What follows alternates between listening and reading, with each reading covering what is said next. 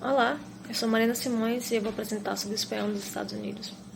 Enfim, eu vou começar falando um pouco sobre a história da colonização das Américas, sobretudo da América do Norte. Então, a gente sabe que a colonização ela começou supostamente com as tentativas dos povos europeus de escapar dos muçulmanos no comércio com as Índias orientais. Então, eles teoricamente queriam achar uma rota por onde eles pudessem chegar nas Índias sem passar pelos muçulmanos. Então, eles mandaram essas expedições para encontrar essas terras. No entanto, existe também a possibilidade de eles já saberem que existia uma terra por lá, né? Inclusive porque existem evidências arqueológicas de que algum povo nórdico, não sei exatamente qual, tenha chegado em algum lugar onde atualmente está o Canadá. Então existe também essa teoria, essa hipótese, provável inclusive.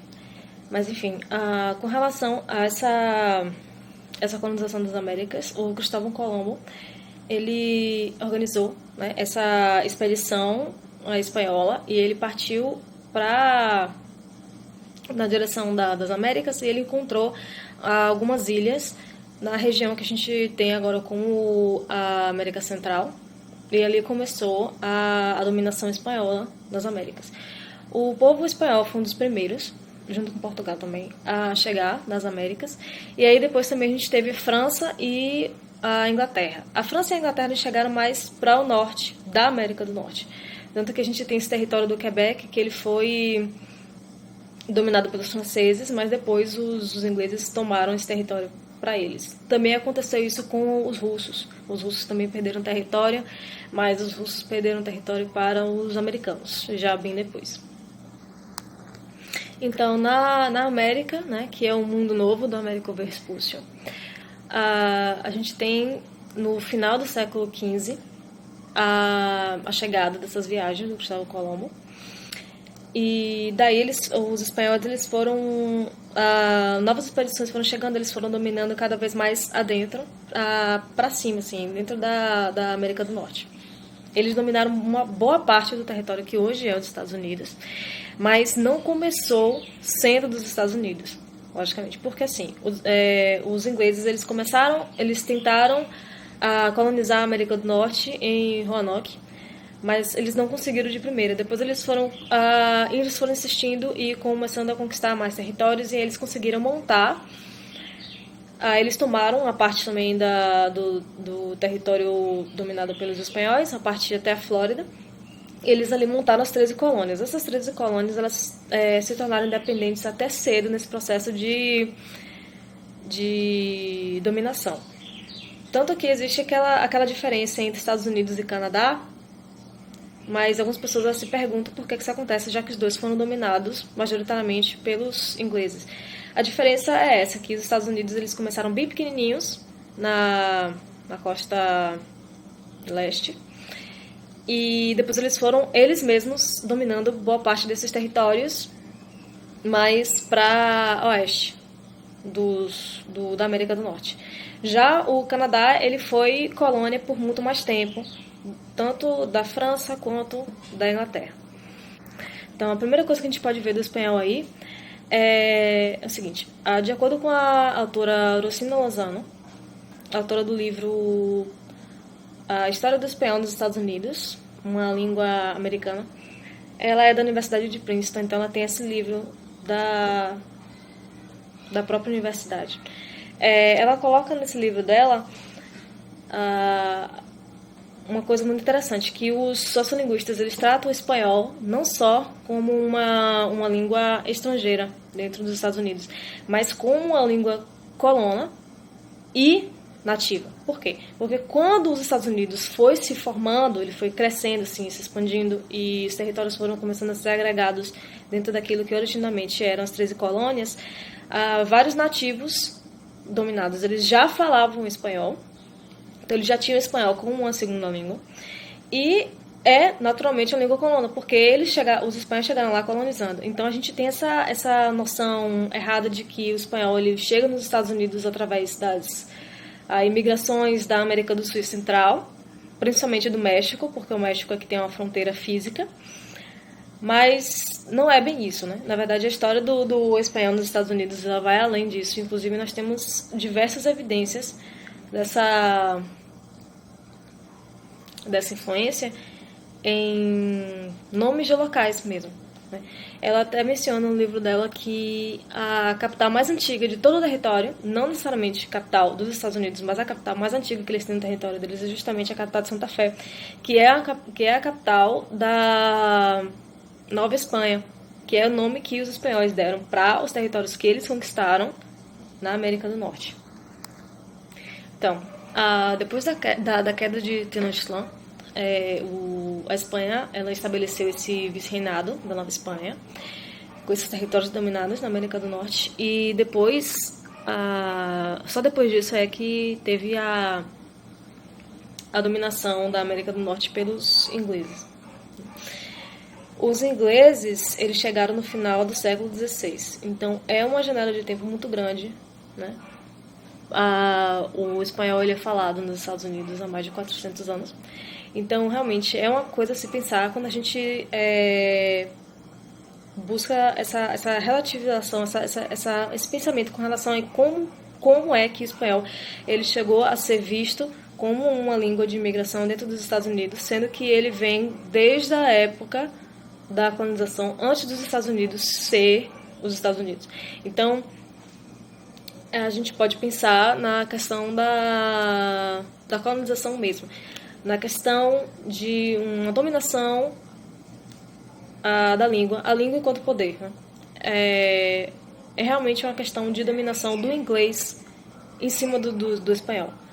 Então, é como se eles estabelecessem assim, agora a gente vai querer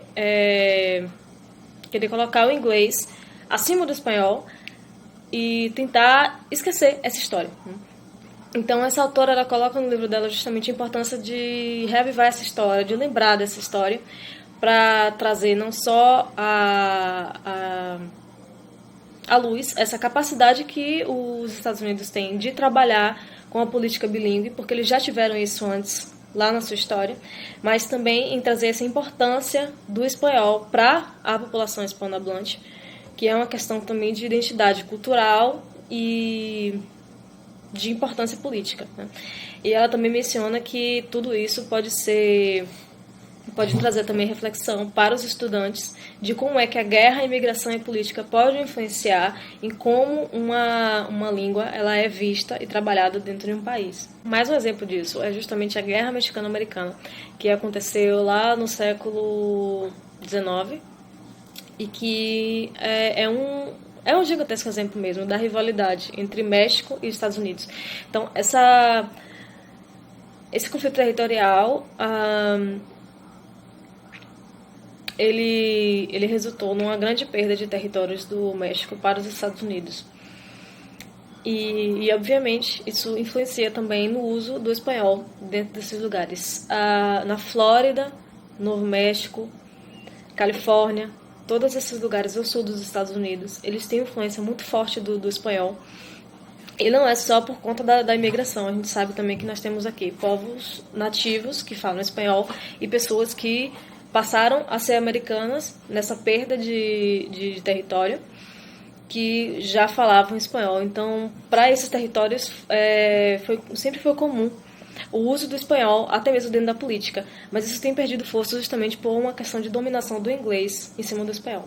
E nós temos mais evidências da relevância do espanhol e do uso também em nomes de locais, que é uma coisa que até o professor Patrício mencionou uma vez, que é um traço, uma evidência relevante da existência da presença dessas línguas nesses locais.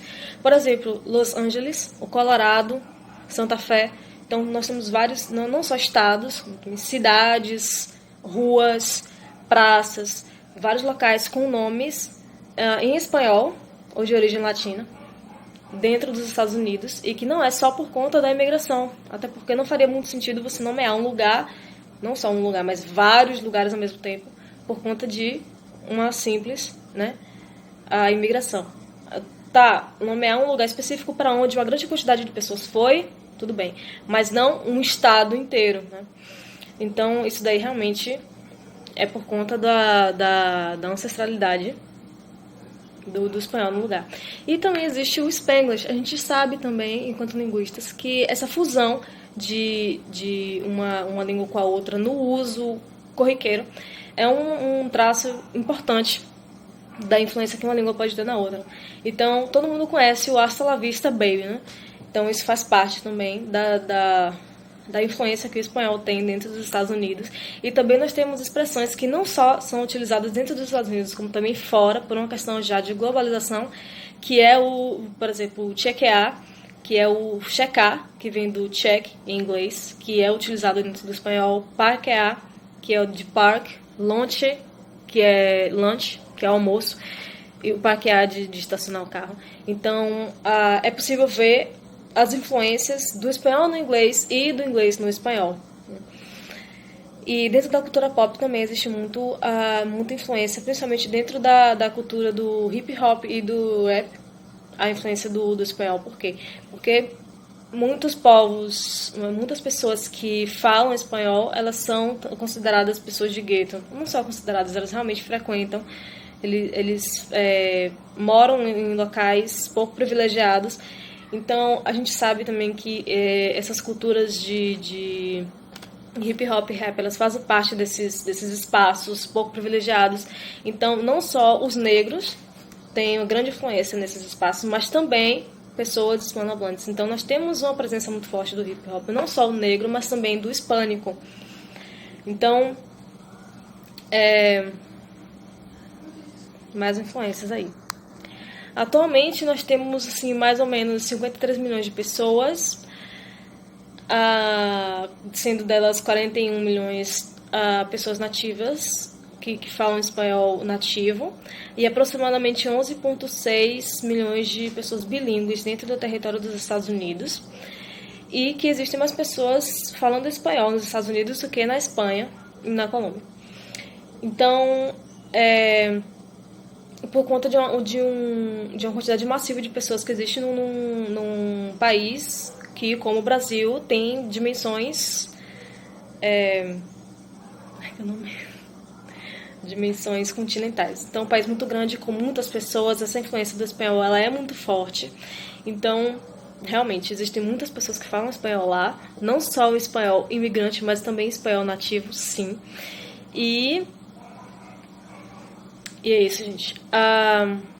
Então, eu tenho nas minhas referências um site do Jornal da USP, o site da Princeton, o livro da Rosina Lozano, o An American Language, The History of Spanish in the United States, sites da Infoscola, Brasil Escola e Telelanguage. Graças.